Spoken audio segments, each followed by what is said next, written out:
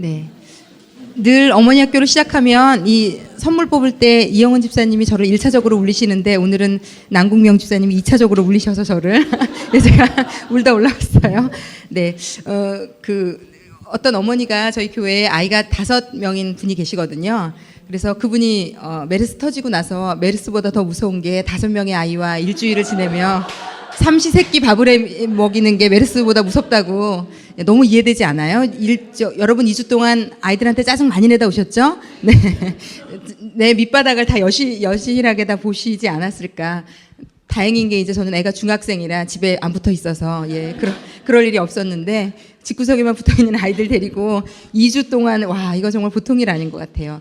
근데 제가 오늘 찬양도 그렇고 또 남궁명 집사님 얘기도 그렇고 제 영혼에도 좀 감동이 되는 게 어제 저희가 저녁에 수요예배 저희 담임 목사님께서 말씀을 전해주셨는데 감사에 대해서 말씀을 전해주셨거든요. 그래서 요거 먼저 좀 전해드리고 말씀을 함께 나누면 좋을 것 같다 생각이 들었어요. 지금 메르스라는 이게 온 나라에 공포를 확산시키고 막 정부에 대한 대통령에 대한 그러니까 서로 막 손가락을 다른 사람에게로 향하면서 너 때문이야. 이걸 잘못했기 때문이고 이것 때문에 그래. 라고 정말 욕하고 불안해하고 두려워하고 그래서 그게 정말로 확산되는 그런 것에 정말 아까 이영원 집사님 말씀하신 것처럼 우리 예수 믿는 자들도 일조하고 있지 않은가. 제가 너무 예수 잘 믿는 어떤 친구가 페이스북에 정부를 비판하는 글을 올린 것을 보고 제가 마음이 좀 아팠어요. 왜냐하면 이 문제가 해결되는데 그 일이 무슨 도움이 될까 그런 생각이 들었어요. 오늘 이 책에서도 제가 되게 은혜가 되었던 게 뭐냐면 훈계에 대해서 오늘 저희가 나눌 텐데 저희가 하는 훈계는 다 우리의 감정풀이에요. 예. 그래서 아이들이 변하지 않는 겁니다. 사실 아이의 문제는 내 문제예요. 저희 부모님의 문제가 그냥 제 문제였어요. 그리고 내가 하고 있는 그 잘못된 감정풀이의 훈계가 우리 아이들을 누군가에게 약자에게 가서 분풀이를 해대게 만드는 그 밖에 부모에게 막 진땅 야단 맞고 나오면서 아이들이 엘리베이터를 누르며 학원을 가면서 입에 담지 못할 욕을 엄마 앞에서는 못하지만 막 거기서 하고 길거리에서 누가 건드리면 너 잘 만났다. 내가 지금 안 그래도 우리 엄마 때문에 아빠 때문에 열받아 죽겠는데 내가 너라도 이렇게 되는 세상을 누가 만들고 있는가. 하여튼 이 책대로라면요. 모든 양육의 기초는 부모의 책임이고 모든 양육의 기본은 부모기 때문에 사실은 우리가 어떻게 아이들을 가르치고 있는가가 이 세상에 그런 사람들이 다 나와서 지금 세상이 점점 나빠지는 거 아니겠습니까? 그래서 우리가 근본적으로 그래서 훈계를 하기 전에 애가 이상한 행동을 하면 우리는 야단치는 걸로 일관하는데 내 감정 상한 걸로 푸는 걸로 일관하는데 여기서 그렇게 얘기하더라고. 한번 물어보라고. 내 아이가 왜 이런 행동을 할까? 뭐가 문제일까? 뭘 해주면 될까를 생각하면 일단 무조건 욱하고 화내고 제가 왜 저래? 저렇게 하면 안 되잖아를 그냥 지적하는 것은 아무 효과가 없는데 제가 뭘가 필요한 걸까? 그렇게 하는데 짜증을 내고 신경질을 내고 뭔가를 안 하는 그 진짜 이유는 뭘까를 엄마들에게 물어보라고 얘기를 하고 있거든요. 근데 우리가 하나님께서 이 땅에 가뭄과 이런 메르스를 허락하신 진짜 이유는 뭘까를 접근하지 않고 이거를 퍼뜨리는 게 정부야. 이거를 설마 퍼뜨리는 게 정부겠습니까? 물론 조금의 어떤 그런 방법적인 잘못 때문에 더와 덜은 있을 수 있다고 생각하지만 근본적인 문제를 따지지 않고 손가락만 누군가를 향해서 이래서 문제야. 뉴스에서 하는 얘기를 그대로 믿고 가감하지 않고 내 입술로 또 퍼뜨리며 그렇다고 하나도 내 아이에게 그 질병이 안 오는 것은 아니거든요.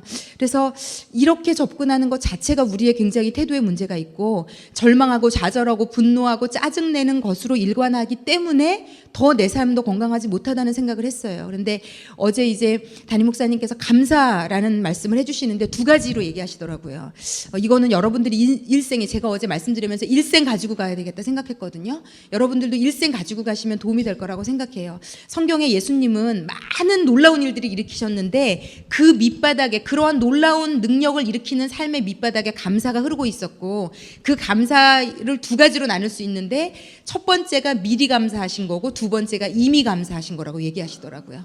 그런데 이 두 가지가 뭐냐면 미리 감사하셨다는 거는 예수님은 눈에 아직 하나님께서 아무런 일들을 일으켜 주시지 않아도 기도하고 나서는 그 일에 대해서 그냥 미리 감사하셨대요. 눈에 보이는 게 하나도 없어도 내 아이를 변화시켜 주십시오라고 기도했는데 아이가 하나도 안 변화됐어도 물질을 주십시오라고 기도했는데 물질이 하나도 지금 내 눈에 보이지 않아도 내 병을 낫게 해 주십시오라고 기도했는데 하나도 낫는 것처럼 느껴지지 않아도 눈에 보이는 것은 하나도 없어도 하나님 감사합니다. 내 기도를 들으시는 것 감사합니다. 이렇게 해주실 건 믿고 감사합니다. 라는 감사를 미리 하셨다. 이게 예수님의 능력이 되었다라고 얘기하셨고요. 두 번째가 사실은 저는 더 은혜가 되었어요. 이미 감사하셨다는 거. 이건 무슨 뜻인가 하면요.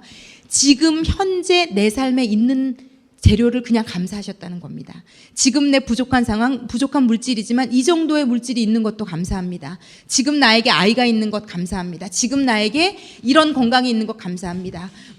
오른쪽을 다쳤다면 왼손이 멀쩡해서 감사합니다. 그러니까 이미 지금 남들과 비교해서 부족해도 지금 나에게 있는 것 자체를 끊임없이 감사하셨다는 거죠. 그런데 내가 이미 감사할 수 있는 것이 결국은 내 삶의 감사를 끌어들여 온다고 말씀하시더라고요.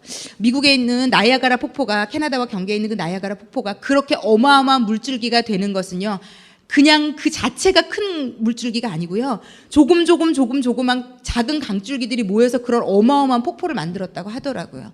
그래서 우리가 삶에서 작은 내 삶의 모습을 감사할 수 있으면 그 물줄기가 모여서 결국은 어마어마한 물줄기가 되는 거다.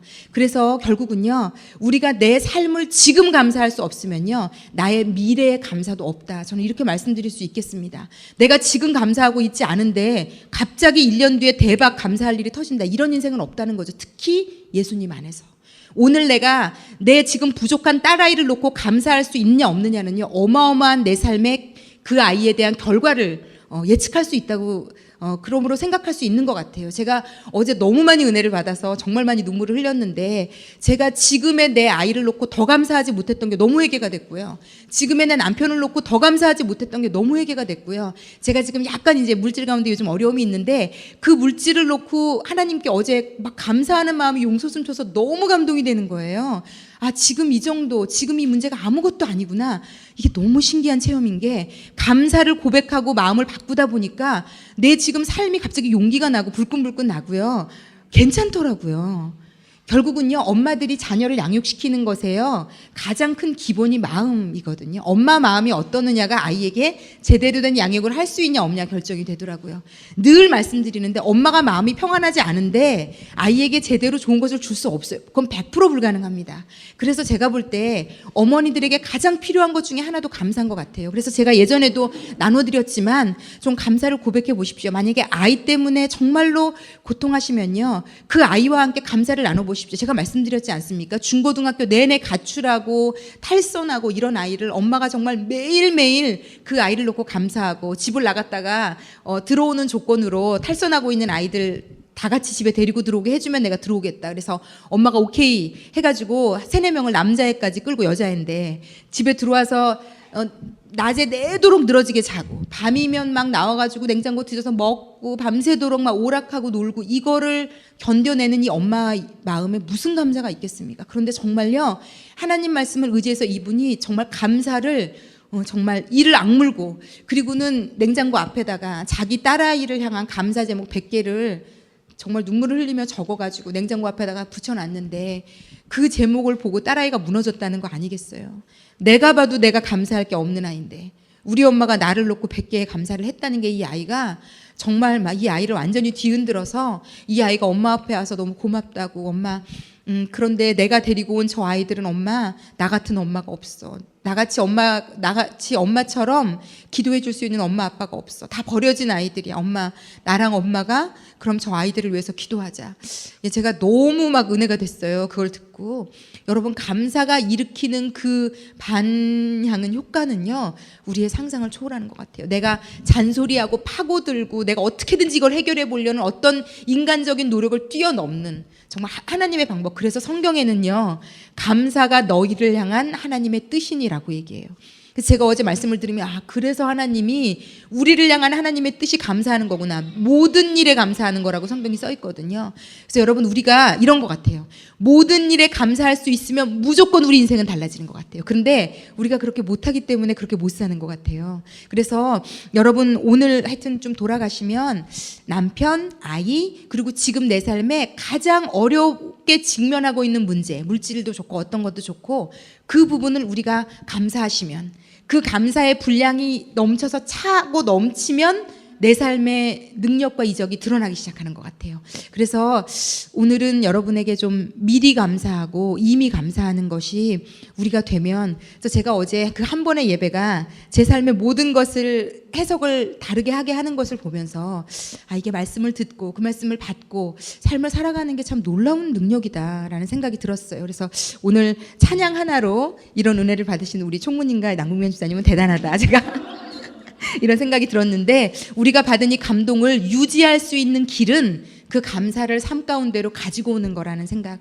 들었습니다. 그래서 제가 볼 때 요거 하나만 마치고 오늘 가셔도 되시지 않을까 싶지만, 제가 오늘 강의하고 저희가 다음 주면 이 책이 이제 끝나고 강의가 끝나거든요. 그래서 요 남은 2주가 또 여러분들의 인생과 아이의 인생에 정말 큰 도움이 되었으면 하는 바람입니다. 저희 교재 공부로 들어가 보겠습니다. 135쪽입니다. 예.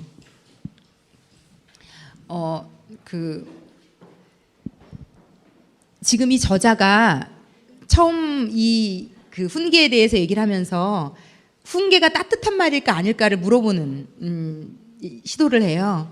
그렇게 물어보는 이유는 우리에게 훈육, 훈계가 들어간 모든 단어는 딱딱하고 어둡고 싫고 좋지 않게 느껴지거든요. 뭐 훈육주임, 뭐 훈계를 받았다, 뭐 이런 걸 할 때 우리는 나쁘게 됐구나라고 느끼니까. 그런데 이분이 주장하는 건 그겁니다.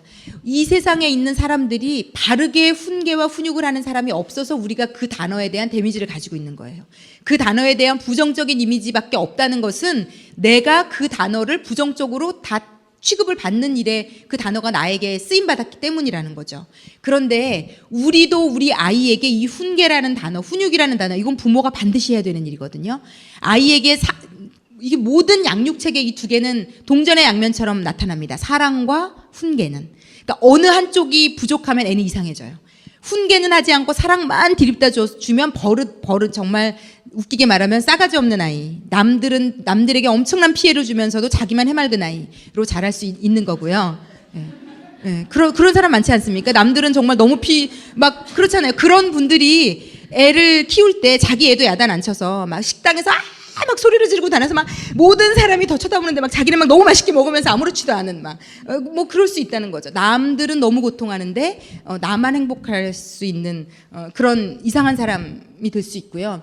또 사랑은 받지 않았는데 너무 애를 때려잡은 곳에서는 애는 주눅이 들어서 본인이 이 땅에 가지고 태어난 은사나 재능을 아무것도 발휘 못하는, 정말 모든 일을 생각할 때 내가 될까? 나는 안 돼. 내가 어떻게 하겠어? 이렇게 생각할 수 있는 이상한 아이로 또 만드는. 그래서 이 사랑과 훈육은 정말 밸런스가 중요한 것 같아요. 저희가 모든 요리를 할 때도 여러분 밸런스가 중요하지 않습니까?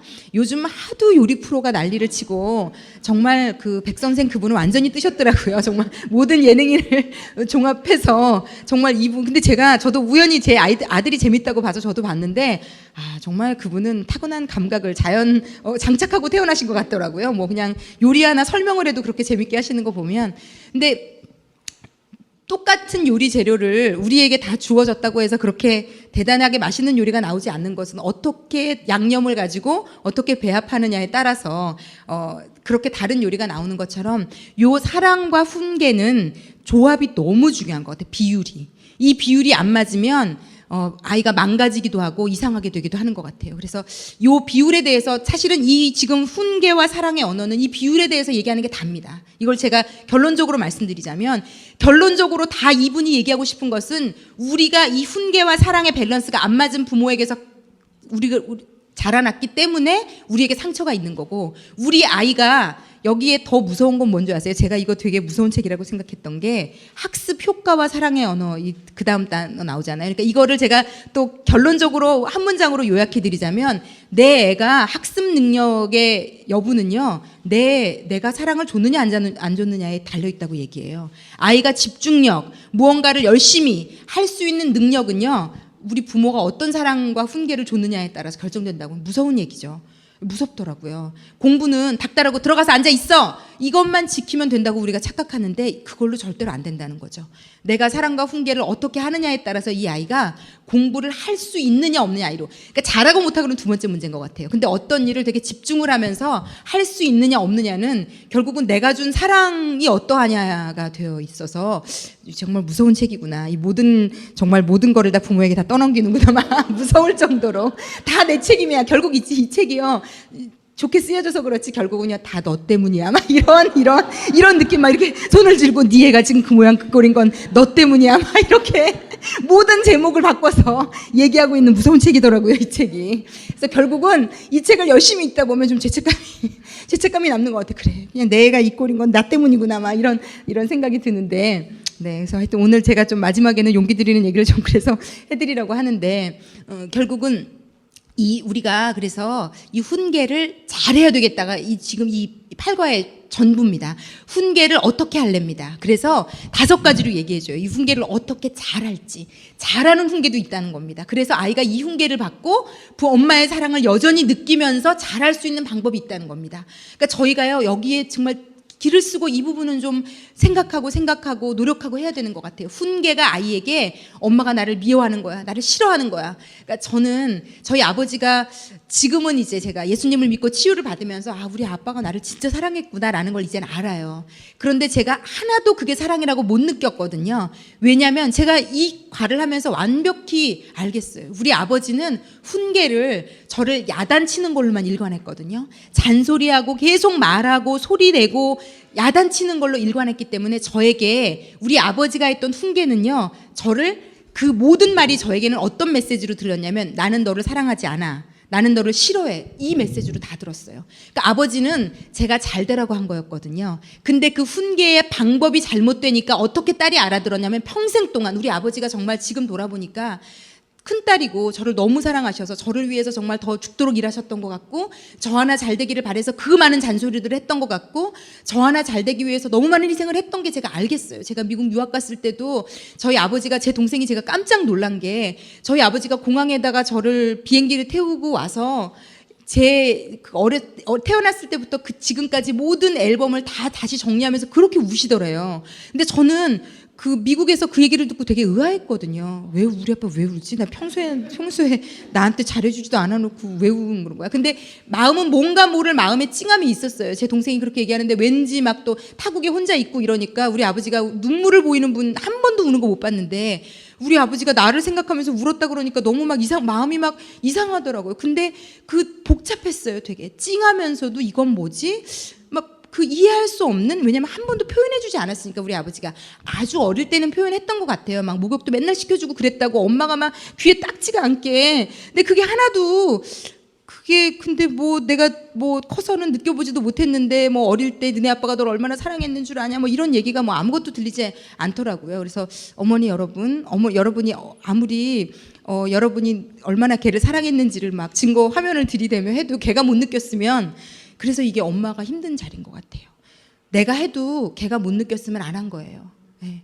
그래서 지금은 제가 부모가 되고 보니 죄송하더라고요. 최선을 다했지만 내가 몰라서 아니라고 부정했던 거, 내가 안 느꼈기 때문에 그 사랑은 아니야라고 부정했는데 그건 또 아니잖아요. 그분은 했지만 내가 못 알아듣는 언어로 이제 한 게 문제이긴 한데, 그렇다고 사랑을 주지도 않았어라고 부정하기에는 너무 죄송한 일이기도 하더라고요. 어쨌든 그걸 받고 저는 자랐으니까. 그래서 어찌되었건 이렇게 될 수 있다는 거죠. 그래서 이 훈계를 어떻게 하는가는 일생에 중요한 일인 것 같아요. 정말 일생 동안 그 훈계가 오히려 안 하니만 못한 게 돼서 나로 하여금 정말로 저는 그렇게 들렸거든요. 저희 아버지가 성적표 가져와봐, 너 왜 이걸 이렇게 했니? 식사 자리에서도 늘 야단을 쳤어요. 소리 내서 먹지 마, 너 너무 말이 빨라. 늘 저한테 하는 그 모든 얘기가 저에게 어떻게 저는 그냥 받아들였냐면, 우리 아빠는 날 사랑하지 않아, 날 중요하게 생각하지 않아. 근데 여러분도 다 이게요, 제가 받은, 이제 저는 예수님을 믿고 좀 이런 어떤 그런 저에 대해서 많이 파악을 하고 있기 때문에 제가 겪었던 모든 상황을 굉장히 여러분에게 쉽게 이렇게 얘기를 해드리는데, 여러분들 중에는 본인이 겪었던 것을 이렇게 어떤 것인지를 아직 표현하지 못하는 분들이 많이 있을 거예요. 어떤 사건들만 기억이 나지 그 사건이 나에게 어떤 영향을 미쳤고 내가 그걸 어떻게 받아들였으며 그게 내 직접적인 지금 내가 결혼하고 아이를 양육하는 데 있어서 그 엄마 아빠가 했던 행동이 어떻게 직접적인 영향을 미쳤는지를 아직은 해석할 능력이 없는 분들이 많을 거예요. 그래서 제가 이렇게 수도 없이 말씀드리는 이유는, 그래서 제가 볼 때 어머니 학교, 저희 마더와이즈 예전에도 보면 한 3학기 이상 정도 해야 본인으로 가져오는데 간신히 되는 정도이신 것 같아요. 첫 학기, 2학기 정도는 제가 이렇게 했던 말을 저분은 그랬구나, 그냥 제 얘기로만 듣지, 그거를 여러분들 삶 가운데 여러분이 부모가 했던 것을 떠올리고 그것이 나에게 어떤 영향을 미쳤고 그래서 내가 이러고 있구나, 그러니까 이러면 안 되겠구나, 그렇게 돌이키기까지 되는 것은 굉장한 시간이 걸리시는 것 같더라고요. 근데 가장 중요한 것은요, 내가 왜 이런 형태의 훈계를 계속 하는지를 좀 찾아내시고 그거를 바꾸시는 데까지 자신의 과거와 연결해서 현재를 바라보고 미래를 하는 게 결국은 이 어머니 학교의 좀 목적이기도 하거든요. 자신의 과거를 바라보고 그 과거를 좀 씻어내고, 그래서 현재의 그 과거가 살고 있는 것들을 좀 덜어내고, 그러므로 내 아이와 나의 미래가 조금 나아지는 것, 이게 결국은 이 모임이 좀 지향하고 있는 바입니다. 그래서 이렇게 되셨으면 좋겠다라는 생각이 듭니다. 자, 그러면 이 책을 좀 제가 결론은 지금 다 말씀드렸고요. 이 책의 구석구석을 좀 보면서 그러면 어떻게 하라는 건가라고 좀 생각을 좀 해보도록 하겠습니다. 135쪽을 보면 위에서부터 하나, 둘, 셋, 네 번째 줄을 좀 보겠습니다. 훈계는 이제 부모가 자녀들을 유아기로부터 어른이 되기까지 장기적이면서도 주의 깊게 인도하는 일이다. 그러니까 엄청나게 중요하다는 거죠. 훈계의 목표는 자녀들이 사회에서 책임 있는 어른으로 활동할 수 있도록 성장시키는 것이다. 그러므로 여러분, 훈계라는 것이요, 그러니까 제가 저는 예전에 굉장히 이기적이고 저밖에 몰랐거든요. 그러니까 저는 제가 예전에 제 모습이었다면 제 아이를 훈계시키는 목적은 딱 하나입니다. 나랑 내 아이가 그냥 잘 먹고 잘 사는 거 위해서. 저는요, 사회적으로 우리 아이가 건강한 아이가 되어서 우리 아이가 이 세상과 사회에 영향을 미치는 아이가 되는 것에 대한 아무런 개념이 없던 사람이에요. 저는 아버지에게 맨날 야단 맞고 자라고 뭘 잘해야 된다, 성적은 좋아야 된다, 좋은 대학 가야 된다, 이런 얘기를 들으면서 그냥 그래, 나 하나 잘 먹고 잘 사는 거. 그리고 저희 아버지가 그렇게 사셨어요. 좀 제가 이제 나중에 크고 나서 저희 아버지를 보고 그게 제일 안타까웠어요. 굉장히 이기적이셨더라고요. 지금은 저희 아버지가 예수를 믿고 그래도 좀 바뀌셨지만 딱 나와 내 자식 외에 모든 사람들은 다 이용할 수 있는 수단, 그러니까 나한테 도움이 되는 사람인가 아닌가, 그러니까 이거를 제가 적나라하게 그냥 이분법적으로 해석한 겁니다. 이렇게 사셨더라고요. 근데 이 세상에 많이들 이렇게 살아요. 나랑 딱 내 새끼 잘 되는 거. 저희 어머니 아버지 세대는 거의 좀 그러셨던 것 같아요. 자수성가한 분들이 많은 세대고, 그러면서 성공하면서 그냥 내 자식은 나처럼 어려움을 겪으면 안 돼가 모든 것에 다인 분들이 많은 것 같아서, 그러니까 그런 분들이 아이를 가르칠 때는 절대로 이타적인 삶을 가르치지 않아요. 아까 우리 총무님이 말씀하신 것처럼, 그러니까 그렇게 배우고자 하면 어떻게 되냐면요, 무슨 사건이 딱 터지면요, 나만 피해 안 입으면 됩니다. 우리 반에 무슨 문제가 터졌을 때, 내가 있는 그룹에 문제가 터졌을 때 다른 사람은 아무 관심 없고 나랑 내 가족만 보호받으면 돼요. 그러니까 그것을 위해서 뭐든지 할 수 있어요. 근데 제가 아마 정말 이 예수님을 만나지 않았더라면 저는요, 정말 100%입니다. 99%도 아니고요, 100% 이기적으로 나만 위해서 살고 남을 희생시키는 것 아무렇지도 않게 생각했을 아주 이상한 인간이었을 거라는 걸 전 너무 잘 알거든요. 그런데 제가 예수님을 만나고 시야를 뜨고 나니, 결국은 왜냐하면 성경이 얘기하는 바가 그거거든요. 결국 예수님에 대해서 말하면서 그 예수님을 만나면 사람은 두 개로 돼요. 하나님을 진심으로 사랑하게 되고 다른 사람을 진심으로 사랑하게 돼요. 이게 사람이 잘 안 되거든요. 다른 사람을 진심으로 아끼는 게, 나 외에 다른 사람을 그렇게 아끼게 되는 게 쉬운 일이 아니에요. 어떻게 하면 나 잘 살까지. 그런데 예수님을 제대로 믿게 되면요, 절대로 나만을 위해서 살 수 없게 돼요. 만약에 예수를 믿고 교회를 다니는데 정말로 나만을 위해서 기도하고 나만을 위해서 산다, 그러면 저는 감히 이렇게 말씀드리고 싶습니다. 아직 예수님을 절대로 제대로 만난 단계가 아니다. 예수님을 제대로 만난 사람은 그렇게 살 수가 없어요. 없어요. 그렇잖아요. 부모가 정말로 희생적이고 정말로 괜찮은 사람인데 그런 가끔은 있을 수 있겠지만 아이는 전혀 양보하고 배려하는 걸 못 배운다. 그런 일은 거의 있을 수 없거든요. 부모가 양보하고 배려하고 사랑을 나누는 걸 보고 자란 아이들은요, 그냥 은연중에 그렇게 하게 돼요. 저는 제가 TV 프로를 언급해서 좀 그렇긴 하지만 제가 요즘은 안 보는데 한동안 슈퍼맨이 돌아왔다 삼둥이한테 폭 빠져서 그 삼둥이 것만 이렇게 돌려서 그냥 본 적이 있었거든요. 근데 제가 그 아이들을 보면서 왜 이렇게 기분이 좋은가 생각해 보면 아이들이 되게 괜찮아요. 아이들이 되게 우애도 좋고, 그리고 그 아버지가 아이들에게 양보하는 것, 사랑하는 것을 엄격하게 가르치는 게 굉장히 마음에 와서 닿았거든요. 그 아이들은요, 그렇게 자란 아이들은요, 다른 사람에게도 그 사랑을 나누게 되어 있거든요. 그래서 저는 이 이타적인 것에 대한 이 부분이 부모에게 없으면 자녀에게는 100% 없습니다.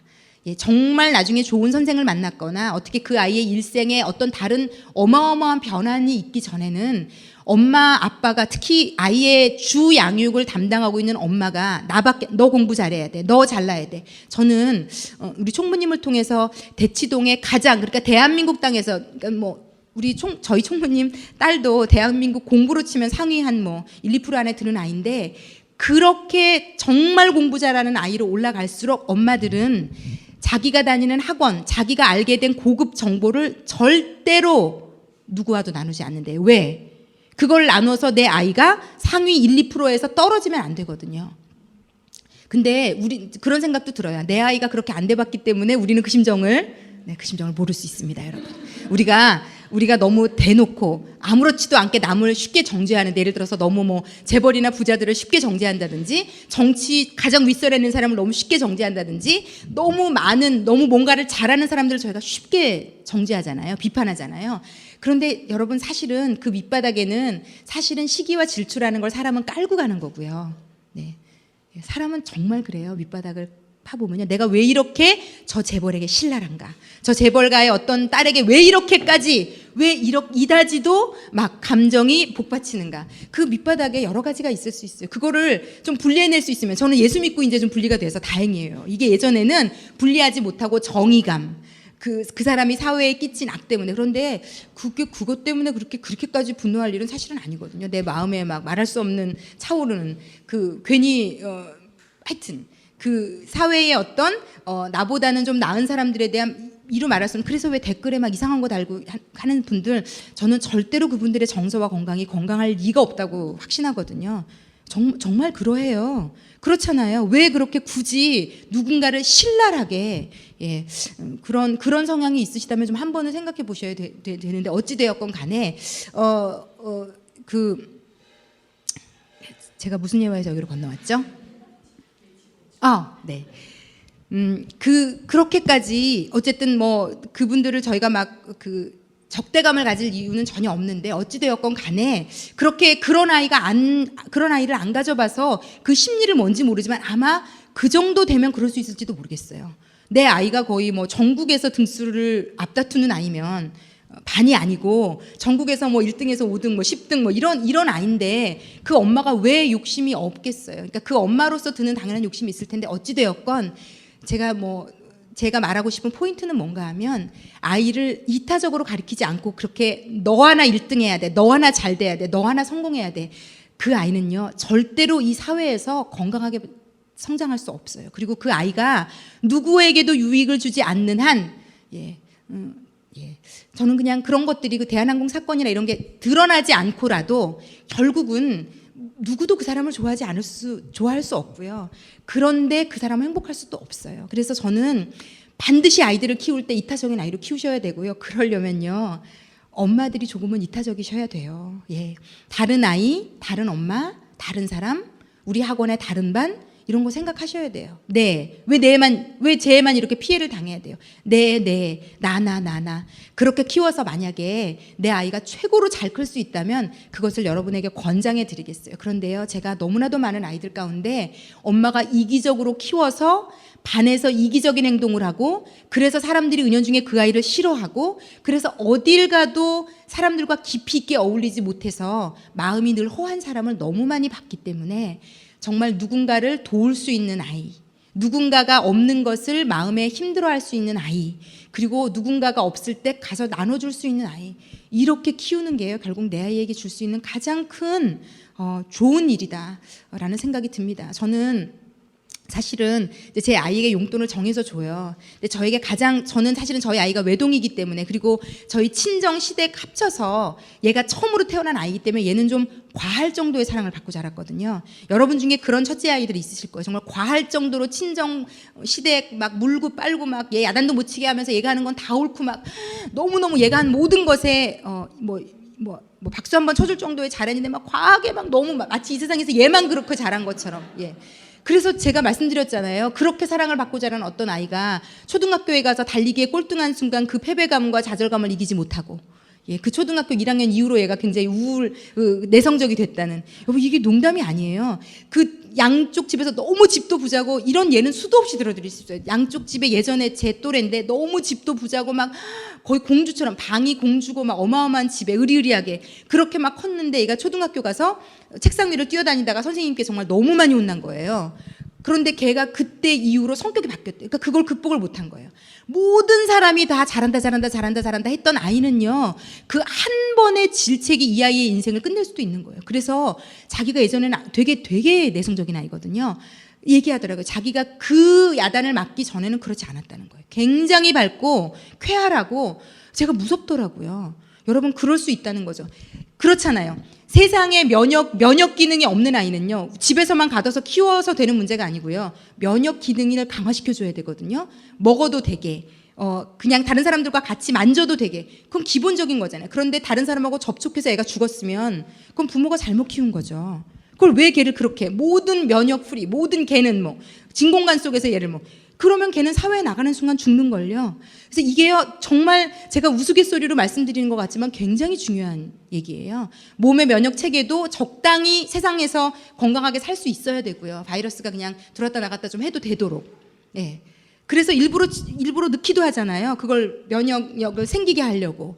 그러니까 어떤 아이를 사회에 적응할 수 있는 아이로 키우는 거는 너무나도 중요한 일이에요. 근데 저희 아이가 그렇게 커서 제가 가장 걱정됐던 게, 얘가 너무 이기적인 아이가 될까 봐, 자기밖에 모를까 봐 너무 많이 걱정했거든요. 그러니까 저희 어머니가, 제가 12년을 같이 살았는데 저희 아이를 야단도 못 치게 하셨어요. 근데 정말 막 밑에서부터 막 끌어오르는데, 그러니까 이 아이가요, 벌써 할머니가 있으면 애들이 귀신같이 알아요, 여러분. 아이들은 다리를 뻗어야 되는지 이쪽 오므려야 되는지 너무 알거든요. 그래서 저희 어머니만 딱 나타나면 이 아이가 정말 더 기고만장해지는데, 제가 진짜, 야, 저걸 진짜 언제 한번 내가 나를 잡아서 막 너무 열이 받더라고요. 어떻게 해야 될지 몰라서. 근데 진심으로 제가 걱정이 됐어요. 정말 자기밖에 모르는 이상한 아이 될까 봐. 그래서 기도도 많이 하고. 근데 이제 다행히 저희 아이는, 저희 남편이 이제 이 아이가 초등학교 2학년 말에 뇌졸중으로 쓰러지면서 많은 거를 하나님이 겪게 하시면서 그때 이후로 너무 괜찮아졌어요. 정말 제가 걱정했던 부분들이 많이 괜찮아졌어요. 물론 지금도 제가 모르는 많은 영역 가운데 아직은 아이라서 많은, 그래서 사실 기도하죠. 근데 제가 아이가 이제 용돈을 가지고 어떻게 쓰나 되게 궁금해요, 사실은. 근데 잘 얘기 안 하거든요. 근데 이제 제가 아이 친구들을 뭘 사줬다, 친구들 용돈 다 쓴 애가 있길래 뭘 사줬다 그러거나 이런 얘기를 가끔 할 때 되게 기분이 그냥 좋았어요. 사실 요즘은 너무 사줘서 사실 제가 좀 마음이 불편하기는 한데. 제가 그게 초등학교 때 사실 6학년 때 좋았는데 거의 용돈을 다 썼대서 왜 다 썼니? 벌써 지금 너 아직 3주나 남았는데 왜 다 썼니? 사줬다는 거예요. 그래서 제가 이제 지금은 조금 얘기하죠. 그래서 석현아, 조금은 생각을 하고 써라 그러는데, 저는 막 용돈 같은 것도 왜 아끼면서 왜 자기 것만 사 먹고, 저 예전에 잘할 때 그런 애도 봤거든요. 이렇게 많은데 지 것만 딱 사서 먹고, 다른 사람들이 안 먹는데 그게 괜찮더라고요. 자기만 혼자 먹으면서 막 맛있게 먹으면서 너무 경악을 하고. 근데 그렇게 키우면 안 되잖아요, 진짜요. 근데 어쨌든 이 아이가 처음에 엄마 내가 친구들 사줘줘, 친구들 뭐 했어 할 때 사실은 저는 좀 기분이 좋았어요. 아, 얘가 그렇게 이기적인 아이는 아니구나. 자기 돈을 자기만을 위해서 쓰는 아이는 아니구나. 그게 이제 기뻤는데, 요즘은 조금 이제 안 기쁘려고 하는 상황까지 갔는데, 어찌되었건 여러분, 제가 이렇게 길게 얘기하는 것은 훈계의 목적은요, 훈계도 하는 목적이 얘를 고쳐서 다른 사람한테 야단 안 맞고 얘는 어쩜 이렇게 이 나이에 이렇게 바를까요? 엄마 아빠 말 잘 들을까요? 이건 우리의 바람이고 궁극적으로 우리가 아이를 계속 교정해주고 야단치고 이렇게 하면 안 돼. 이렇게 하면 다른 사람이 힘들어. 이 목적은요. 결국은 이 아이가 사회에 나가서 나만 잘 먹고 잘 사는 사람이 아니라 누군가 우리 아이를 통해서 적어도 몇 사람은 이 아이를 만났기 때문에 유익을 누리는. 여러분 우리가 인생을 떠날 때 한번 생각해 보면 내 인생이 누군가에게 많은 것을 베풀었던 인생인가 아니면 나만 위해서 살았던 인생인가는요. 여러분 벌써 상갓집에 가면 다르고 그 사람의 임종때가 되면 그 차이가 이제 다 드러난다 하더라고요. 숨길 수가 없다 하더라고요. 그래서 제가 이번에 제가 제 제자 아이가 결혼을 했는데 그 아이가 친구가 그렇게 많아서 결혼이 막 왁자지껄했거든요. 친구들이 막 의리 막 그런 애거든요. 근데 되게 보기가 좋았어요. 왜냐면 이타적으로 산 사람은요. 그게 어떤 그 사람이 가장 중요할 때 어려울 때 드러나는 것 같아요. 그래서 우리가 훈계를 시킬 때 애를 야단칠 때 내가 너 때문에 진짜 쪽팔려서 진짜 어디 나가서 얘가 나를 힘들게 할까봐 나를 창피해 줄까봐 너 유치원에서 왜 그랬어? 너 엄마가 너 때문에 얼마나 창피한 줄 알아? 너 누구 엄마가 얼마나 엄마를 이상하게 보는 줄 알아? 이런 훈계를 이건 진짜 말도 아닌 거거든요, 여러분. 내가 당한 망신을 애한테 그대로 갚아주는. 너 그때 마트에서 막 복화술 하다가 안 되면 질질 끌고 가가지고 막 난리잖아요. 저희가 이제 주로 하는 게 복화술인데 그게 안 되면 막 난리가 나잖아요. 근데 여러분 그 밑바닥을 잘 보셔야 돼요. 내가 창피해서 아이를 야단치는 건요. 여기 보면 아이들은요 너무 정확히 알아요.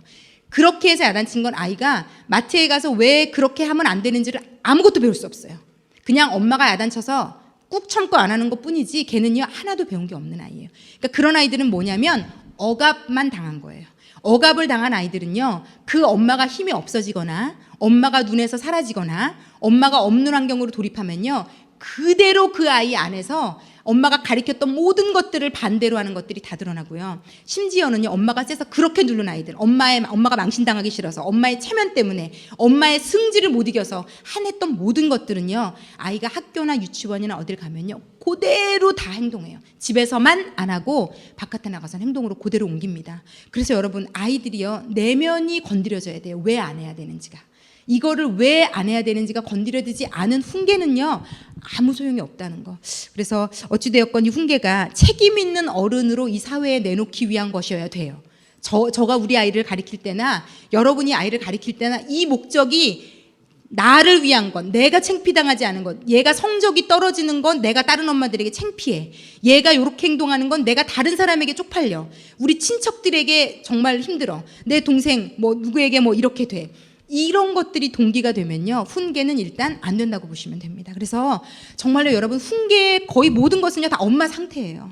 그러므로 엄마가 본인의 내면을 한번 보셔야 돼요. 내가 어떤 일을 가지고 아이에게 죽도록 닥달하는 그 문제, 내가 왜 이다지도 아이에게 소리 지르고 막 흥분하고 뚜껑이 열리고 이렇게 되는가. 근데 만약에 분석을 해보셔서 그게 나 때문이면요 정말 교정하셔야 돼요. 정말 교정하셔야 됩니다. 그리고 여기 또 이 책에서 얘기한 것처럼 아이에게도 한 번쯤은 사과하셔야 돼요. 엄마가 내 위신 세우느라고 내 체면 때문에 아이를 때려잡는 것은요 저희 아버지가 약간 그러신 경향이 있었거든요. 제가 예전에도 말씀드렸잖아요. 전화 받아가지고 잠깐만 기다리세요 했다고 아버지한테 엄청 혼났거든요. 집에 있다고 했대 몇 번 혼났어요. 근데 그때부터 막 전화만 울리면 두려운 거예요. 이 어린 아이가 거짓말을 그렇게 쉽게 하기 쉽지 않거든요. 아빠가 분명히 내 앞에서 있는데 그 전화를 눈을 마주치고 받아서 저희 아버지 없는데요. 이게 도대체 저희 아버지가 하여튼 그러셨더라고요. 그러니 제가 나중에 약간 거짓말을 그냥 좀 아무렇지도 않게 했거든요. 이건요 제2의 범죄자를 조장하는 일이에요. 제가 볼 때는 엄마 아빠가 자기의 체면 때문에 아이를 뭔가를 못하게 하고 맞게 하고 시키고 이러는 것들. 그래서 이런 훈계가 되게 많을 수 있다는 생각이 들어요. 우리 부모 세대에. 왜냐하면 우리 부모 세대는 왜 그렇게까지 체면이 중요했을까요? 정말 목숨만큼 체면을 중요하게 생각했던 것도. 그게 좀 어때서 근데 뭐 그건 지금도 마찬가지인 거죠. 저가 예수 믿고 그게 좀 자존심이 좀 자유해졌거든요. 제 자존심 하나로 가장 가까운 친구한테도 집에서 일어나는 우한이나 어려운 일을 얘기하지 않았으니까 정말 끔찍하죠. 근데 지금은 저희 남편 얘기를 그냥 아무렇지도 않게 할 정도로 하나님이 제 자존심이 제가 지금 어떤 위치에 있는가와 동일하지 않다는 걸 너무 정확하게 알게 해주셨어요. 내 아이가 공부를 잘하는 것 이꼴 내 상태, 내 남편이 잘 나가는 것 이꼴 내 상태, 내가 운영하고 있는 게 잘 되는 게 내 상태라고 세상 사람들은 이꼴로 생각해요. 나와 내 삶이 뭐가 잘 되는 것을 이꼴로 부등호를 놓고 있기 때문에 그게 무너지는 순간 발끈하고 분노하고 난리를 치고 그걸 메우려고 모든 것을 다 걸거든요. 그런데 제가 예수 믿고 정확하게 알게 된 것은요, 내 남편, 내 아이, 내 물질, 내 주변의 상태가 이꼴 내가 아니라는 걸 알게 되었어요. 그러면 자유하게 되는 겁니다. 성경에 진리를 알지니 진리가 너희를 자유케 하리라는 말이 있어요. 그게 뭐냐면 그 진리 가운데 하나가 뭐냐면 이 세상에 내가 가지고 있는 것 이꼴 내가 아니라는 걸 알게 되는 겁니다. 뼛속 깊이. 그렇게 되면요, 내가 내 아이가 공부 못하는 게 내가 자존심 상해서 얘를 붙들고 앉아서 과외 선생 계속 바꿔가면서 그런 짓을 안 하게 돼요. 그리고 진짜 냉정하게 생각하게 되죠. 내 아이를 위해서, 내 아이의 미래를 위해서 내가 진짜 해야 될 게 뭔가. 이거 되게 중요해요, 여러분. 내가 가지고 있는 건 내 주변의 것들 이꼴 나라고 생각하시면요, 내 인생은 건강하게 갈 수 없습니다. 그래서 이게 너무나도 중요합니다. 어찌되었건 훈계는 이런 목표인 거고요. 제가 좀 빨리빨리 넘어가 볼게요. 제가 사실 할 수 있는 얘기는 거의 다 사실은 지금 다 이 책의 서머리를 다 하긴 해서요. 136쪽으로 일단 넘어가 볼게요. 네, 셋째 줄 밑에를 제가 좀 읽겠습니다. 이게 또 슬픈 얘기인데요. 어린 시절 부모에게 사랑을 많이 받지 못한 부모들은 자녀 양육의 중요성을 잘 인식하지 못하는 경향이 있다. 왜냐하면 자기도 한 번도 제대로 된 양육을 못 받았기 때문에 자기가 배운 대로 아이가 뭘 잘못하면 바로 고쳐주는 식으로밖에 생각을 못합니다. 그런데 훈계를 다음 줄 훈계를 효율적으로 하기 위해서는 자녀들의 사랑의 탱크를 사랑으로 먼저 가득 채워줘야 한다. 사랑 없는 훈계는 윤활유 없이 돌아가는 기계와 같다. 잠시 돌아가지만 곧 절망감으로 끝날 것이다. 자, 여러분, 이게 되게 이제 지금 제가 한 맥락 성상에 있습니다. 부모에게서 사랑을 제대로 받지 못한 사람은 훈계를 제대로 못해요. 제가 그거를 확실히 알죠. 저도 저희 부모님에게 사랑을 못 받았으니까 아이를 키울 때 너무 어떻게 해야 될지 어차피 모르잖아요, 우리가 다. 이 어린 존재를 뭐가 문제인지 어떻게 해야 되는지. 근데 모든 아이들은 잘못된 행동을 하거든요. 모든 아이들은 하지 말라는 것을 해요. 그런데 그걸 어떻게 교정해 주느냐의 방법에 우리는 다 거의 무방비 상태, 뭐가 어떻게 해야 되는지 모르는 상태로 노출돼 있어요. 그런데 우리가 부모에게서 배운 건 뭐냐면 저희 아버지 같이 다 교정해 주는 건 배웠거든요. 그때마다 다 이렇게 하면 안 돼, 너 이건 안 돼, 저건 안 돼, 소리 지르거나 야단치거나. 그것이 두세 번 이상 반복되면 완전 야단 맞죠. 완전 야단 맞거나 매 맞거나 벌 받거나.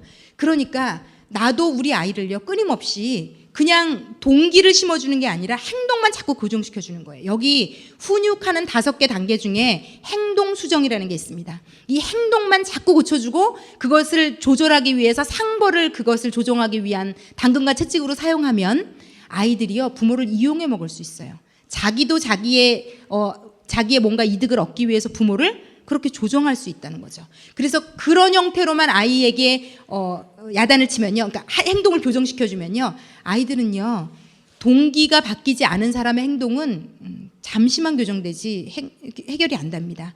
그래서 이 책에서 어쨌든요, 가장 중요하게 얘기하고 있는 것은요, 엄마들이요, 아이들에게 충분한 사랑을 주지 않으면 아이의 행동은 교정되지 않는다가 이게 처음과 끝이에요.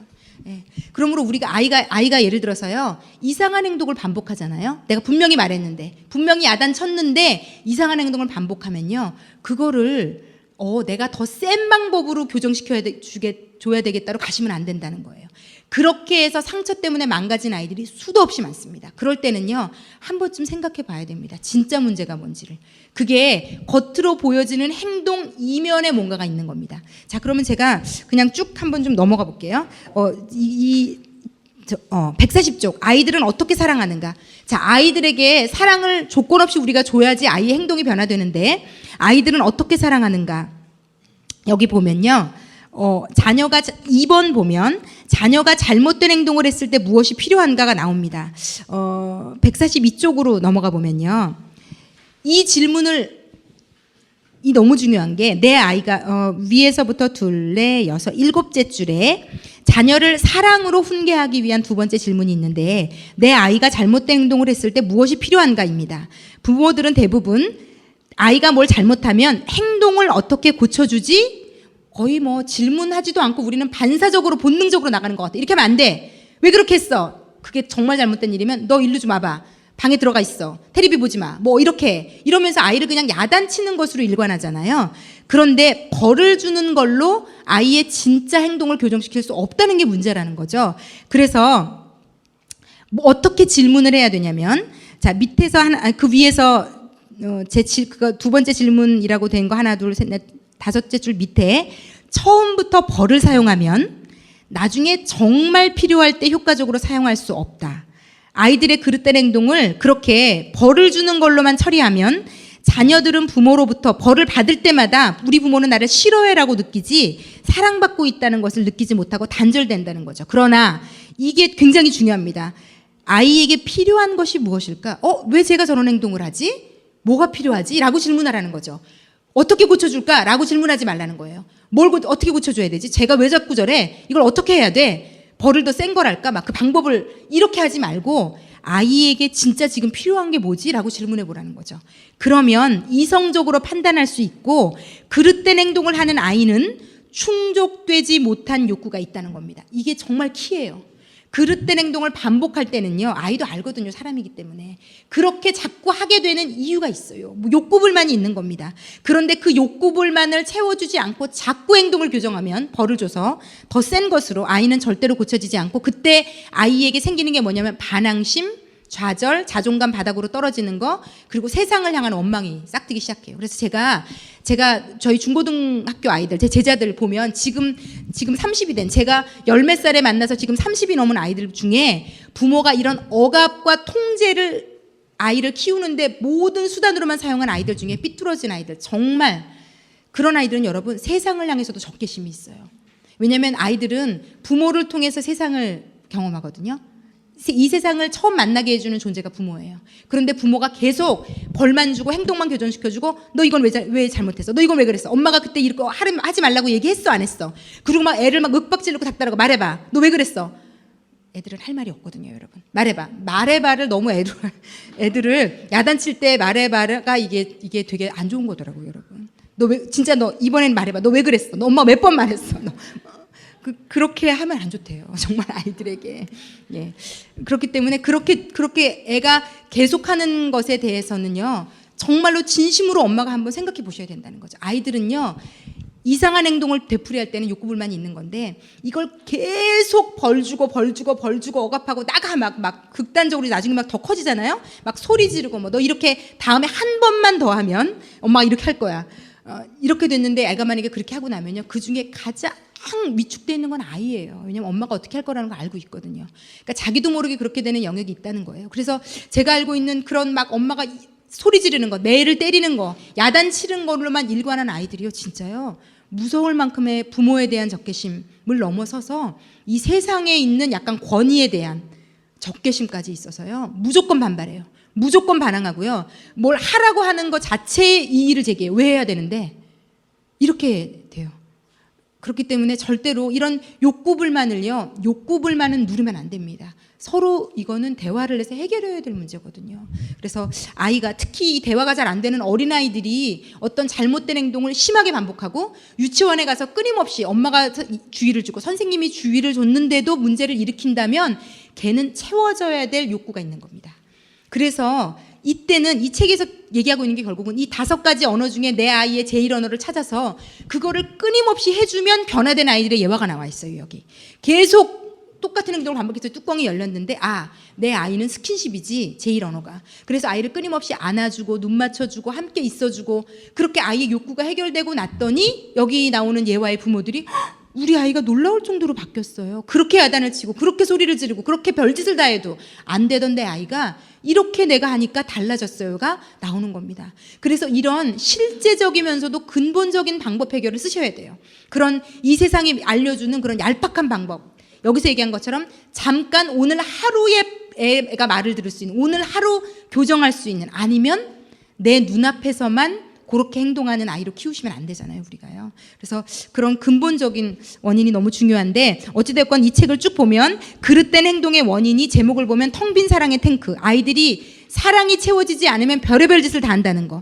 그리고 두 번째는요, 내가 요즘 잘해주는데 왜 그러지? 그러면 특히 나이가 어린 아이들일수록, 뭐 큰애도 마찬가지인 것 같아요. 신체적으로 혹시 아이에게 문제가 있는지 꼼꼼히 체크해보라는 거죠. 애가 혹시 아픈지, 신체상의 어떤 그런 자꾸 뭐 아이가 예를 들어 뭐 너무 잘 안 보인다든지, 엄마들이 간과하고 있고 잘 모를 때가 있는 것 같아요. 아이가 신체에 문제가 있을 때도. 근데 아이가 나랑 잘 지내고 있는데 계속 짜증을 내거나 이상한 행동을 하거나 하면 그 다음에는 신체적인 문제가 아닌지 한번 생각해 보라는 거죠.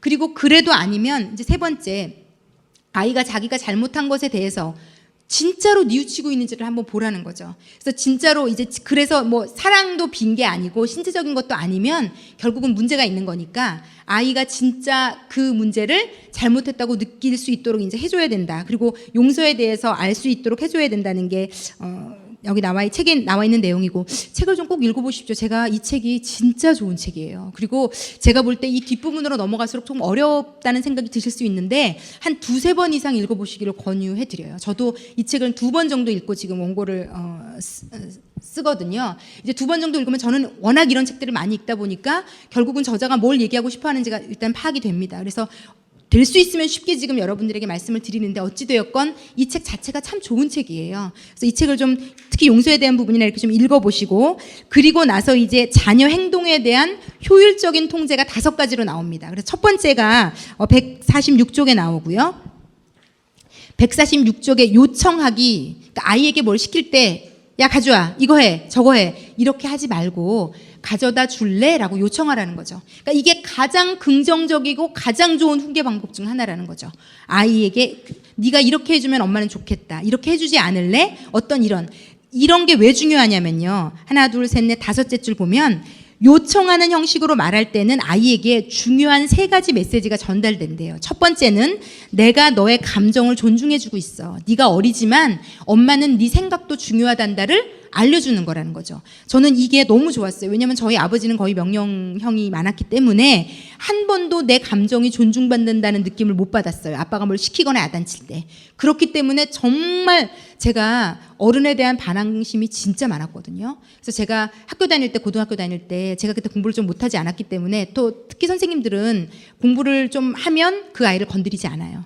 그래서 제가 그걸 가지고 정말 선생님들한테 못되게 굴기도 하고 아이들 앞에서 망신을 주기도 하고, 그러니까 제가 저희 아버지 때문에 올라오는 이 반감이 어른들에 대한 반항심으로 자리 잡아서 괜히 묘한 좀 애들한테 못되게 구는 선생님들을 골려주는 것에 대한 쾌감까지 제가 있었는데, 제가 지금 돌아보니까, 그때는 어려서 몰랐어요, 제가 왜 그랬는지.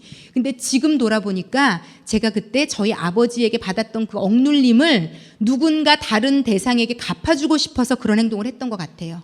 그렇기 때문에 이 요청이라는 것, 아이의 자존감이나 마음을 존중해 준다는 것, 굉장히 놀라운 일일 거라고 생각이 들고요. 두 번째 메시지는, 당신의 자녀도 지력이 있기 때문에 어떤 일에 의견을 가질 수 있다는 것을 인식하는 것이다. 예전에 우리 부모 세대 가운데는 이런 말 많이 했던 것 같아요. 엄마가 하라면 해.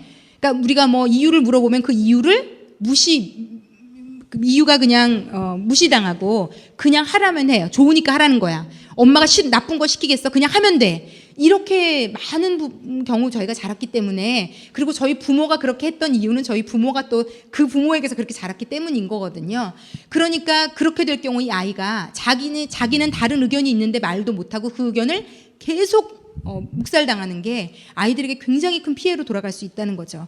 그리고 이제 세 번째는, 요청할 때 정중하게 요청해라. 정중하게 요청해라. 그래서 아이가요, 제가 볼 때 웬만큼 삐뚤어진 아이가 아니면요, 엄마가 이렇게 요청하는 형식으로 아이에게 부탁하고 얘기하고 할 때 대부분 첫 번째 요 단추에서 많은 부분들이 해결되지 않을까 싶습니다. 그리고 두 번째는, 이제 아이들은 어린 아이들도 죄성이라는 게 있기 때문에 적절하게 명령할 필요가 있어요. 그래서 두 번째가 명령하기고, 아이들이 평상시에 엄마가 부드럽게 잘 훈육을 하는데 유달리 잘 통제가 되지 않는 부분은 조금은 정색을 하고 명령할 필요도 있어요. 그래서 명령도 쓰임 받을 수 있다는 것. 그리고 세 번째는 이제 가벼운 체벌입니다. 아이들에게 가볍게 체벌할 수 있다. 그러니까 내가 막 감정이 실린 매를 때리는 게 아니라 148쪽에 보면 가볍게 규칙을 정해놓고. 근데 여러분 체벌은 규칙을 정해놓으셔야 돼요. 왜냐하면 제가 저를 봐도 알지만 너무 부모는 야단칠 때 쉽게 감정적이 되거든요. 너무 화가 나는 거예요. 걔가 그렇게 했다는 거에 대해서. 그래서 감정 조절이 잘 안 됩니다. 그래서 특히 이제 나이가 어려서 약간 뭐 몇 대씩 때리거나 이제 특별히 매를 드시거나 할 때는 어떤 행동을 했을 때는 몇 대, 어떤 이런 규칙이 있지 않으면 엄마가 막 뚜껑이 그러니까 아이들이 제일 헷갈린 게 뭐냐면 똑같은 잘못을 했는데 어떤 날은 막 너무 죽도록 맞고 어떤 날은 엄마가 그거를 감해주고 정말 아이들은요 혼란 그 자체예요. 그러니까 예를 들어서 뭐 애가 소리를 질렀을 때 만약에 그랬다고 칠 때 이 아이는요 소리 지르는 게 절대로 고쳐지지 않아요. 왜? 어느 날은 소리 질렀다고 죽도록 맞고 어느 날은 소리 질렀는데 그냥 넘어가고 이러면 아이는요 그 건에 대해서 계속 똑같은 그냥 행동을 할 수밖에 없는. 그래서 일관성이 되게 중요한데 체벌은 특히 매를 손에 쥔 순간 더 흥분이 되잖아요. 제가 예전에 한번 저희 애를 죽도록 때려본 적이 있기 때문에 그래서 이제 어느 순간부터는 이제 뭐 체벌은 거의 안 하는데 그게 감정이 실릴 수 있으면 거의 독이 돼서 아이한테 박히는 것 같고 평생 아이의 기억에 엄마가 나를 미워하고 싫어했다는 걸로 남는 것 같아서 특히 체벌, 매는 규칙을 스스로도 정해 놓으셔야 돼요. 아이와 또 서로 이럴 경우에는 이렇게 하자. 뭐 어떤 그런 행동숭도 마찬가지. 용돈을 끊자. 뭐 이런 거는 갑자기 어느 날 막 열받아 갖고 너 이번 달부터 용돈 안 줘. 이렇게 하지 말고 어떤 좀 큰 메이저 어떤 아이의 규칙을 정해줘야 되는 일은 명시를 해놓으면 좋을 것 같아요. 이런 용돈을 어떻게 할 건지, TV 시간을 어떻게 할 건지, 핸드폰을 어떻게 할 건지는 아이도 인식하고 나도 인식하는 냉정히 감정적으로 괜찮을 때 이런 경우는 반드시 핸드폰은 30분 쓰지 못하는 것으로 하자라든지 어떤 그런 약속을 해서 그 약속한 만큼 아무리 내가 화가 나도 더 하고 싶어도 그게 될 때 아이들이 교정이 이루어지는 것 같아요. 그래서 가벼운 체벌, 그리고 이 가벼운 체벌에서 한 가지 포인트가 애들이 거절하는 것과 반항하는 것을 헷갈리면 안 된다. 이게 좀 어려운 것 같아요. 근데 부모들에게. 근데 여러분 아이도요 엄마가 너무 원하는 거를 싫어라고 말할 수 있어요. 예. 뭐 예를 들어서 애가 엄마가 싫어서 절대 안 해. 내가 진짜 하나 봐라. 이건 고쳐줘야 돼요. 그건 나쁜 거거든요. 그런데 자기가 그건 의견. 예를 들어서 엄마 나는 오늘 이 옷이 입기 싫어. 그거는 얘기할 수 있는 거 아니에요? 걔도 인격을 가진 존재인데. 그리고 엄마 나는 오늘 이거는 하기 싫어. 그게 이제 근데 꼭 해야 되는 것 같으면 아이를 잘 타이르시면 되거든요. 그걸 윽박지르고 너같이 학교 안 가는 애가 있는 줄 알아? 유치원을 누가 안 간다고 하니? 막 이렇게 뭘 하나를 애가 거절한 것에 대해서 막 절대로 있을 수 없는 것처럼 아이는 노라는 말을 할 수 없는 것처럼 이렇게 키우면 안 되는 것 같아요. 아이도 노라는 얘기를 할 수 있습니다. 근데 그게 되게 부적절할 때는 설명을 잘 해주시면 돼요. 예. 그리고 이게 이제 반항이라는 느낌이 들면 잡아주셔야 되죠. 안 되는 건 안 되는 거야 라고 얘기해 주세요. 그래서 제가 이 책을 읽다 보니까 엄마가 진짜 어렵구나 이런 생각이 좀 들기는 하는데 어쨌든 거절과 반항은 구별을 해내셔야 되고 네 번째는 벌 있고, 근데 이제 결국은 벌은 이분이 가장 좀 권유하시는 거는 아니고요. 마지막이 이제 행동수정이 있습니다. 이건 다 좀 읽어보세요. 그리고 훈계 전후에 자녀의 제1의 사랑의 언어를 사용하라. 이게 되게 중요한 게요. 아이가요. 그리고 아이의 5가지 그 사랑의 언어 중에 만약에 그리고 아이의 사랑의 언어로 체벌하시면 안 된대요. 제가 이거는 이 책에서 그럴 수 있겠구나. 예를 들어 아이가 함께하는 시간이 얘는 너무 소중한 아이인데 얘가 잘못할 때마다 넌 방에 들어가서 1시간 가만히 앉아 있어. 그러니까 그 아이에게 가장 고통스럽고 그 아이가 가장 엄마가 나를 사랑하지 않아라고 느낄 만한 것을 체벌의 도구로 사용하시면 안 된다는 거죠. 이거는 근데 되게 중요할 것 같아요. 제가 느꼈는데 저는 이제 인정하는 말이나 스킨십이나 이런 게 중요한 사람이었던 것 같은데 저희 아버지는 인정하는 말이나 함께 있는 시간, 뭐 스킨십 이런 것도 아무것도 안 해주면서 맨날 야단만 치니까 제가 막 그 야단이 쌓여서 너무 저희 아버지가 싫고 막 밉고 막 밀어내고 싶고 인생에서 막 잘라내고 싶고 이렇게까지 됐었거든요. 그래서 아이가 예를 들어서 인정하는 말이 제일 중요한 아이한테 말로 막 그것도 굉장히 멸시하는 말, 무시하는 말, 너 같은 게 너 지난번에도 또 그러더니 너 같은 애가 뭐가 되겠니? 뭐 이런 어떤 인정하는 말이 전부인 아이에게 말로 막 독을 뿜어서 공격하는 것들, 스킨십이 전부인 아이에게 아이를 야단치고 나서 가까이 오지 마. 엄마 네가 그랬기 때문에 가까이 오는 것을 애를 막 밀어내고 막 발로 밀어내고 막 못 오게 하고 막 아이가 막 울면서 엄마한테 안마 안겨보려고. 이게 스킨십이나 정서적으로 그런 아이들은 야단을 맞고 왜 오히려 엄마한테 더 막 끌어안기려고 하는 아이들 있잖아요. 근데 이때 엄마가 너무 세게 거절하는 거는 심각한 아이의 정서에 데미지를 가져오는 것 같아요. 그래서 좀 고민해 보실 필요가 있는 것 같아요. 아이가 가장 좋아하는 것을 끊는 형태로 벌을 주는 것은 특히 나이가 어릴수록 어마어마한 아이에게 정서적으로 데미지가 올 수 있다는 거. 그래서 그렇게 하면 안 되는 것과 플러스 야단을 치고 나서는 아이가 제일 좋아하는 걸로 아이를 위로하는 것도 필요한 것 같아요. 야단을 잘 치고 나서 아이가 반성을 했다면, 예를 들어 아이가 스킨십을 좋아한다면 계속 안아주고, 근데 뭐 하여튼 뭐 중고등학생 이런 훨씬 크기 전까지는 어렵지만 이 5가지가 다 필요하다고 하니까 아이가 스킨십이나 함께하는 시간이나 인정하는 말이나 봉사와 선물이 골고루 필요하다고 하니까 지금은 우리가 좀 최선을 다해서 이것들을 채워줘야 되지 않겠는가. 그리고 여러분, 이렇게 될 때 아이에게 그 야단을 친 그 내용이 고쳐진다는 겁니다. 결국 우리가 원하는 게 그 행동을 다시 안 하는 거라면 제가 여러분이 좀 지혜로울 필요가 있는 것 같아요. 그 행동을 정말로 다시는 하지 않게 하기 위해서 내가 어떤 방법을 써야 될까? 지금 내가 일관하고 있는 잔소리나 소리 지르는 거나 때리는 것이 과연 먹히고 있는가? 성적을 한번 좀 매겨보십시오. 먹히고 있지 않다면 다른 방법이 필요한 겁니다. 먹히고 있지 않다면. 근데 우리는 먹히고 있지 않아도 맨날 하던 대로 똑같은 방법을 계속 쓰잖아요. 우리의 부모도 안 먹혀도 똑같이 썼고요. 나도 안 먹혀도 똑같이 합니다. 그래서 내 아이는 먹히지만 않을 뿐더러 나랑의 감정적인 거리가 완전 멀어지고 나를 안 좋아하는 데까지 이르게 돼서 너무 비극을 초래하게 되는 것 같아요. 그래서 첫 번째, 훈계를 하려면 먼저는 사랑을 줘야 되고, 두 번째는 이 훈계를 하는 방법에 있어서도 굉장히 지혜가 필요하다는 것. 그리고 아이가 똑같은 행동을 계속 반복할 때는 야단치는 걸 멈추고 아이에게 뭔가 내가 모르고 있는 필요한 다른 내면의 욕구가 있는지 없는지. 그래서 여러분, 이런 것들이 채워져야 아이가 학습 능력이 생긴다는 겁니다. 우리가 그렇게도 원하는 공부는 엄마가 이런 것들을 채워줄 때 스스로 앉아서 책상에서 1시간이고 2시간이고 앉아있을 수 있는 아이가 된다는 겁니다. 엄마가 정서적으로 아이를 뿌리채 흔들어 놓고 공부해! 라고 소리 질러서 방으로 들여보내면요, 걔가 5시간을 앉아있었어도 공부는 하나도 못할 수도 있다는 겁니다. 이거 무서운 일 아닙니까? 내 아이가 방에서 5시간을 앉아있었는데 중고등학생, 대학생이 돼서 아무것도 공부는 안 하고 앉아있을 수 있다는 건 무서운 일이에요. 엄마가 아이를 공부할 수 있는 심리 상태가 될 수 있게 하고 공부를 하게 하느냐 아니냐는 아이의 학습 능력에 어마어마한 차이가 있다고 이 책이 얘기해요. 근데 제가 이런 식으로 접근하는 건 처음 봤거든요. 제가 수많은 책을 읽었는데 엄마가 주는 사랑과 학습을 이렇게 연결시킨 책은 제가 이 책이 처음이었는데, 이럴 수 있겠구나라고 제가 정말 수긍이 되더라고요. 수긍이 되더라고요. 우리가 보통 공부 안 하는 아이들은 야단치는 걸로 공부하는 자리로 얘를 밀어넣잖아요. 근데 우리가 입장을 바꿔 생각해봐도 책이라는 걸 읽는데 여러분들 기분 진짜 더럽게 나쁘고, 남편이랑 막 싸워가지고 그래 내가 내일 어머니 학교 가야 돼, 사랑의 언어, 아이에게 사랑을 줘라 막, 이거 귀에 하나도 안, 이거 오히려 읽으려고 펴놨다가 집어 던지잖아요. 엄마들도요. 왜? 내 기분이 지금 그지 같은데 무슨 책이 눈에 들어와요. 특히 거기다가 뭐 남편이랑 싸웠는데 남편에게 순종해라, 무슨 더 막 거의 막 집어 던지겠죠. 그런데 우리가 왜, 생각해 보니까 아이들을 공부 안 한다고 야단을 쳐서 같이 책상에 앉아 있어, 문 빵 닫고, 과연 그 아이가 그날 공부할 수 있을까요?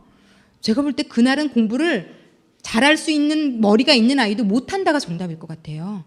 그래서 저희가요, 아이를 공부할 수 있는 정서 상태를 돕는 게 첫 번째인 것 같아요. 우리는 공부를 하게 만드는 게 첫 번째잖아요. 근데 그 공부를 앉아서 안 하면 끝난 거잖아요. 걔 머릿속에 아무것도 안 들어가면 끝난 거거든요. 그러니까 이 책이 말하는 것은 그 아이가 머릿속에 무언가를 집어넣을 수 있으려면 우리가 이러한 사랑들을 줘서 정서적인 상태가 안정이 돼야 아이가 받아쓰기를 하든 뭘 하나라든 10분을 책을 보든 여기로, 뇌로 들어간다는 겁니다. 이게 무서운 얘기예요, 여러분. 그래서 왜 그런 아이들 있죠. 책상에 죽도록 앉아 있었는데 너 성적이 왜 이래? 그러니까 걔는 공부 안 하고 앉아 있었던 거죠. 예. 과연 그러니까 그렇게 우리가 만들고 있지는 않은지 엄마들이 한번 좀 생각해 볼 일인 것 같아서, 이번 주 2주나 노시면서 아이들 때문에 책을 안 읽으신 어머니들 여러분, 책을 좀 읽으세요. 이 책은 정말 괜찮아요. 제가 볼 때 두고두고 읽으셔도 괜찮아요. 왜냐하면 우리는 망각의 존재라 이거 읽고도 금방 까먹거든요. 그래서 제가 생각할 때 제가 1년에 한 몇 번은 이 책을 읽으면 특히 자녀가 어린 분들은 너무 도움이 되겠다. 이건 잊어버리시면 안 될 부분 같아요. 그래서 꼭 좀 실천 좀 하시기를. 그리고 마지막으로 제가 그냥 하나만 다음 주에 나머지 세 과 다 읽어보시면 됩니다. 저희가 다음 주가 강의로는 마지막입니다. 그래서 마지막 세 과 다 읽고 저희가 이제 제가 이번 학기 전체를 좀 자녀에 대한 것을 좀 마무리를 또 저도 기도하면서 준비해서 좀 해드리도록 하겠습니다. 자, 이제 마지막 포인트는요. 저희 예수 믿는 어머니들에게 좀 제가 드리고 싶은 말이에요. 여러분들이 교회를 다니고 예수를 믿는다는 거는 그렇기 때문에 신앙생활도 어떻게 하면 잘할 수 있냐면요. 하나님이 나를 사랑하신다는 것을 느끼는 사람이 신앙생활을 잘합니다. 제가 많은 문제 가운데 영적으로 좌절하고 고갈돼가지고 저를 찾아오는 분들에게 손을 얹어서 가끔 기도를 해드리거든요. 그런데 기도를 해드리면 제가 기도해드리는 분의 10중 8구는요. 이분이 그 문제에도 문제인데 하나님이 나를 사랑하시지 않는다고 마음이 그 문제 때문에 마음이 되었기 때문에 더 낙심하고 좌절해서 신앙생활이 안 되는 분들이 대부분이세요. 그러니까 제가 그런 분들을 기도해 드릴 때는 보통은 하나님이 너를 진짜 사랑하고 있다. 지금 네 삶에 생긴 이 문제가 하나님이 너를 사랑하지 않는다는 게 아니다. 그것을 하는 것으로부터 시작합니다. 이게 되지 않으면요. 와서 문제가 생긴 사람들은 와서 찬양도 안 들어오고 말씀도 안 들어오고 아무것도 안 돼요. 그 이유는 뭐냐면 하나님이 나를 사랑한다는 게 나한테 단절됐거든요. 이런 문제가 생긴 걸 보니 하나님은 나를 사랑하지 않아. 이렇게 되면요 신앙생활 못해요. 그러므로 우리가 신앙이 성장하고 신앙을 유지시킬 수 있는 키워드는요 하나님이 나를 사랑하신다는 것이 고갈되지 않는 겁니다. 똑같아요. 이 책에서 제가 지금 죽도록 얘기한 게 하나님과 나 사이가 그렇게 되지 않으면요 내가 고갈되고요. 고갈되면 아이에게 사랑을 줄 수 없고 이게 악순환이 반복입니다. 그러므로 제가 특별히 예수 믿는 어머니들에게요 우리에게 가장 중요한 것은요 하나님이 나를 사랑하신다는 것, 예수님을 십자가에 못 박게 하시기까지 나를 사랑하신다는 것, 그리고 그 사랑은 어떤 경우에도 변하지 않는다는 것, 내가 막 나가도 변하지 않는다는 것. 하나님이 나에게 주시는 사랑은요 내가 잘못한다고 해서 줄어들지 않고요 내가 뭘 더 잘한다고 해서 어마어마하게 더 커지지 않아요. 왜냐하면 최고의 사랑을 주고 계시기 때문에. 그래서 이 사랑을 누리며 사는 사람들이 건강한 신앙생활, 건강한 가정생활, 건강한 사회생활을 할 수 있습니다. 그래서 예수를 믿어도 여러분 제대로 믿으셔야 돼요. 그래야 그 신앙이 나를 바꾸고 나를 살립니다. 그래서 좀 특별히 예수 믿는 어머니들은 예배 드리면서 찬양하면서 기도하면서 그 사랑을 찾으셔야 돼요. 그 사랑은 왜냐하면 이미 부어졌기 때문에 내가 찾고자 하면 찾을 수 있어요. 언제든지 만날 수 있어요.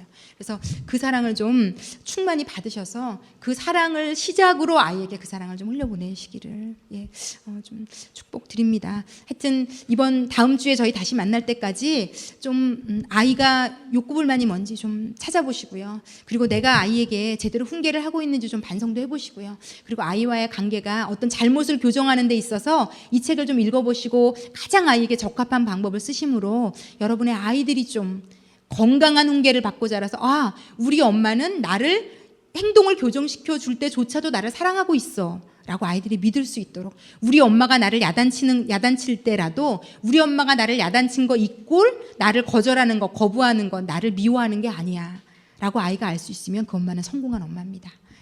그런 어머니들이 되시기를 예수님의 이름으로 축원합니다. 이제 기도하겠습니다. 기도하실 때 하나님 정말 저 좋은 엄마 되고 싶습니다. 이왕 그 아이는 내 아이고 이왕 키워야 되는데 이게 하루 이틀 키워야 되는 게 아니잖아요. 앞으로도 10년 20년 그 아이를 키워내고 그 아이는 내 말, 내 행동, 내 태도를 보고 세상을 배우는데 하나님 제가 정말 좋은 엄마 되고 싶습니다. 내 아이가 나를 통해서 이 세상은 좋은 세상이다. 살만한 세상이다. 나가서 내가 싸울 수 있는 세상이다. 왜? 엄마에게 사랑을 받았기 때문에 우리 엄마가 하는 말은 듣고 싶은 말이다. 고치고 싶은 말이다. 라고 아이가 들을 수 있도록 하나님 저에게 좀 지혜를 주시고 사랑을 쏟아부을 수 있도록 사랑을 좀 허락해 주십시오. 기도하겠습니다.